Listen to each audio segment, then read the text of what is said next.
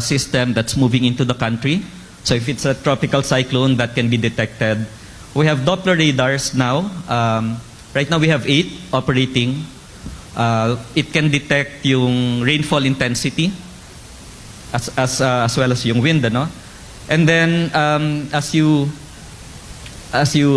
move to the left, we also have rain gauges, automatic weather stations, and we have water level sensors po. So these are more localized. Illustration lang po. So we have satellites. So pag-asa sa satellite receivers, so they can monitor a system moving inland. There's radar located in various places in the Philippines. It can provide information as the system moves in closer to land. We have rain gauges to monitor the actual rainfall in a place, as well as water level sensors to monitor the water level in the river. Okay? And so all of this generate a lot of data. Okay? We can send them directly to you so that you can already use them, but we are also using them for our models so that we can generate forecasts.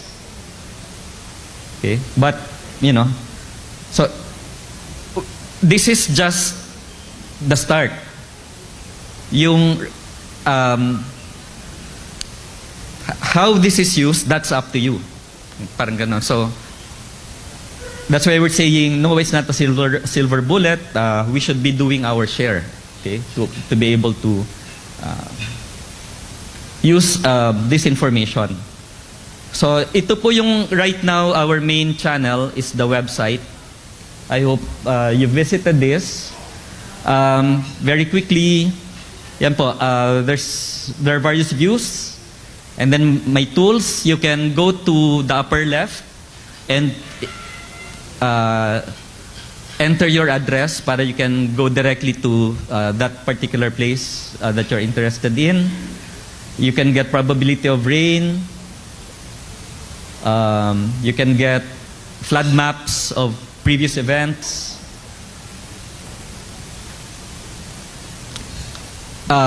We can also help this by informing the public that they can actually report on flood incidents. So we can use that to validate what we're seeing and hopefully because of that improve the system further. So ito po isa sa sample. So the public can actually text flood reports, provide the location and the height so that this can be plotted, and then we can help. We can use that to validate the information. The information.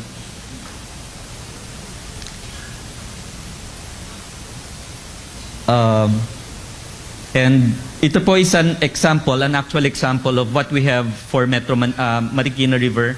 This is what we will be replicating in all of the 18 river basins. No? It shows you where our weather stations are, our rain gauges are, and our water level stations are. And we update this as we deploy the sensors. You can get near real-time information on, like, coming from the satellite or process data so you know where the rain clouds are. You can get ito more for, I guess, for forecasters. This would be of interest. Saan ba yung mainit or malamig, or saan malakas yung ulan over 3 hours, over 6 hours, over 12-hour period, the last 3, 6, or 12, or 24 hours. And then this is the % chance of rain. So it gives you a parang bird's eye view of the weather in the Philippines. Or you can actually parang expand or zoom in to a particular place of interest pa. We show you near real-time Doppler images, so you can see clouds moving in, for instance. Right now, we've also incorporated the tracking, typhoon tracking, the typhoon tracking, the forecast coming from Pag-asa. Okay, and we've also incorporated yung tweets coming from Pag-asa. So,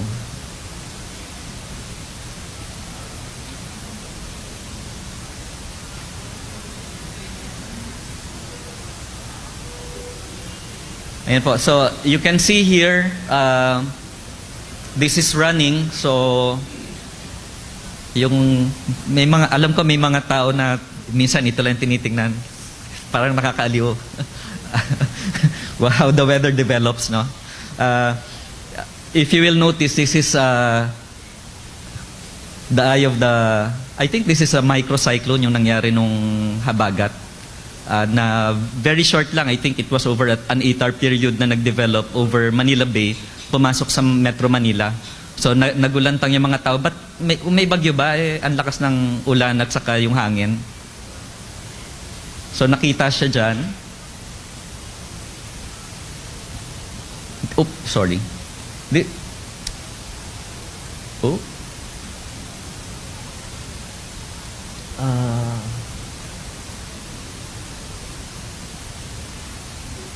This is a map of Marikina.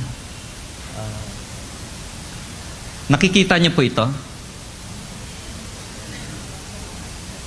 So we're actually outputting real-time visualization of the data we're getting from our sensors. Ito po mas ma-appreciate ng mga tao kasi you can drill down and you can see houses. So makikita nyo, papalapit na ng papalapit yung tubig. Ito po yung Marikina River. And then this area here is a bend, no? I think this is San Mateo pa. This is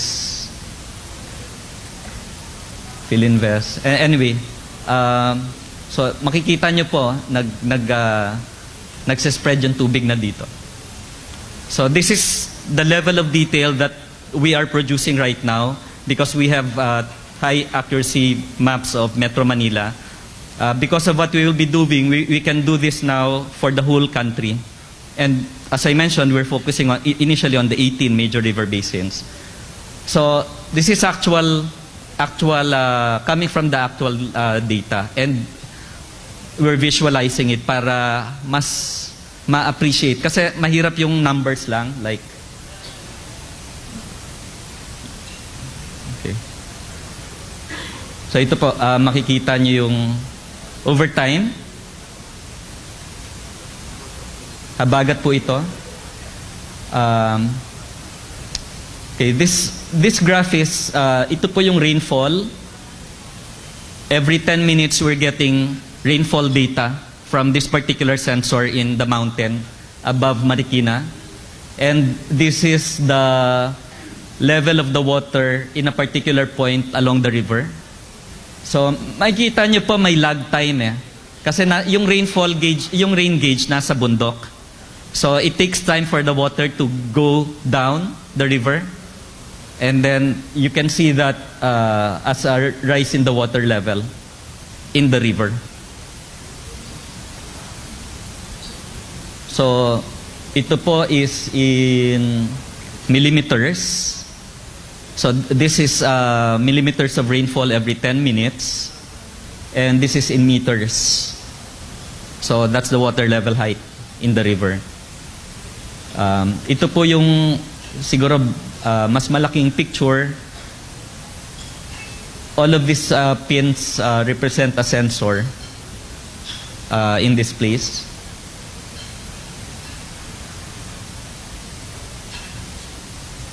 So yan po, ito po yung extent ng flooding, yung blue na to. Ibig sabihin, ito po may tubig na to. I think this is